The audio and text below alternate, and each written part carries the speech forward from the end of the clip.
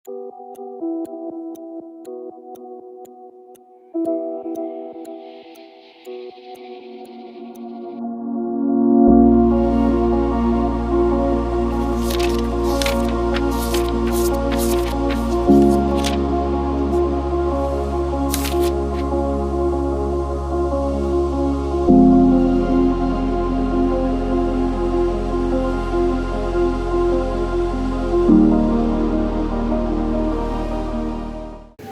1945, Jepang yang telah menjajah selama 3 tahun menyerah pada suku tanpa syarat.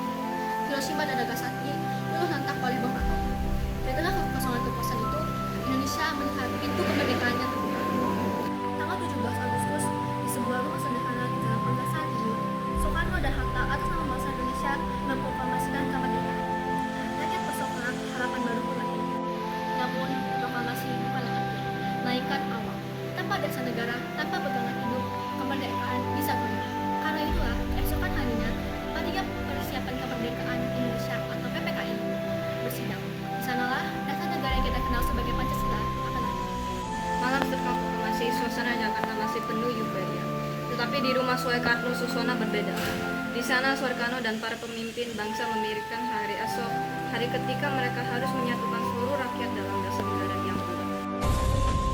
Mas, hari ini sudah panjang, lebih baik kamu beristirahat dulu. Fat, istirahat bisa menunggu. Tetapi bangsa ini tidak bisa menunggu. Besok kita harus menentukan fondasi untuk rumah besar yang bernama Indonesia.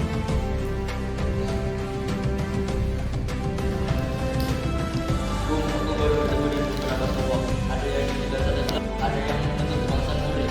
Kalau kita salah langkah, bagian kita pecah berdiri. Itulah tugas kita, Bung Hatta. Menyatukan semuanya. Dasar negara harus lahir dari semangat persatuan dan bukan dari perpecahan. 18 Agustus 1945, sehari setelah proklamasi, para tokoh bangsa berkumpul. Mereka tahu tanpa dasar negara kemerdekaan hanyalah kata-kata kosong. Sidang ini akan menentukan wajah Indonesia selamanya.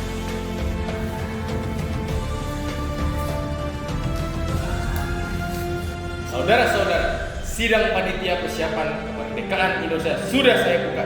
Agenda utama merumuskan dasar negara, mengesahkan undang-undang dasar. Saya persilakan Bung Karno untuk menyampaikan.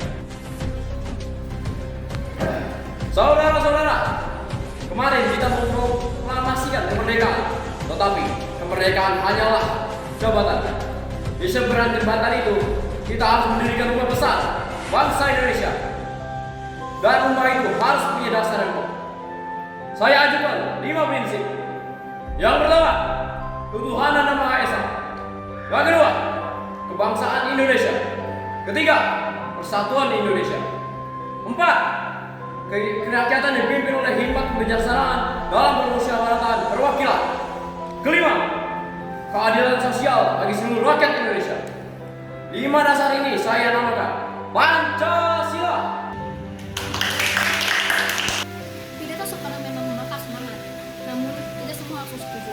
Perbedaan dan pendapat pun mulai memanas, terutama soal sikap pertama. Bung Karno, saya menghargai usulan Anda. Akan tetapi,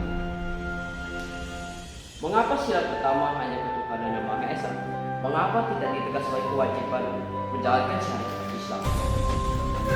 Saudara Ki Bagus, bangsa ini terdiri dari berbagai agama. Kalau kita paksakan, saudara-saudara dari timur mungkin menolak, persatuan bisa runtuh. Saya Purni sebagai wakil umat Kristen juga menegaskan sila ketuhanan yang Maha Esa sudah mencakup semua. Kita ingin bangsa ini berdiri di atas semua golongan, meraih satu. Suasana sidang semakin panas, suara meninggi, wajah-wajah tegang.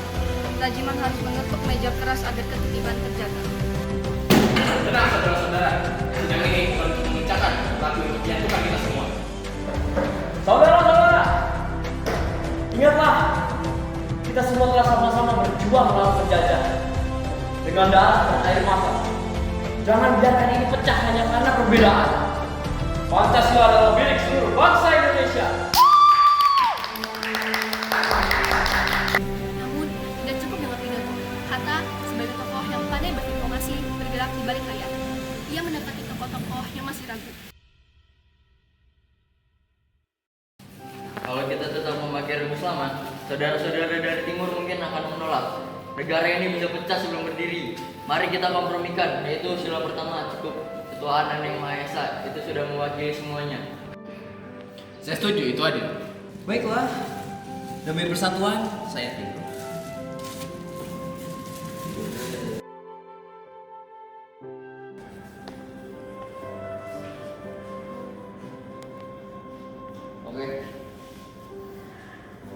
Oke, dengan persetujuan bersama kita tetapkan dasar negara Republik Indonesia adalah Pancasila. Teks pembukaan UUD 1945 disesuaikan. Apakah semua setuju? Setuju!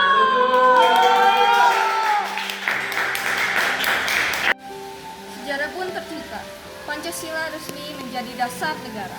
Hasil kompromi agung yang menyatukan seluruh anak bangsa. Malam itu setelah sidang usai, Soekarno kembali ke rumahnya. Fatmawati menunggu. Ia tahu bahwa suaminya sedang mengambil beban yang berat. Mas, bagaimana hasil sidangnya? Pat, Pancasila telah lahir. Kini Indonesia memiliki dasar yang kokoh. Tapi ini baru permulaan. Ya Bung Karno, merdeka sejati baru akan berarti bila kita menjadi bersatu. Dari sidang PPPKI tanggal 18 Agustus 1945 lahirlah Pancasila. Fondasi bangsa Indonesia ialah lahir dari perbedaan tetapi menyatukan. Ia lahir dari kompromi tetapi menguatkan. Tanpa Pancasila, Indonesia mungkin tak pernah berdiri kokoh. Inilah warisan abadi para pendiri bangsa.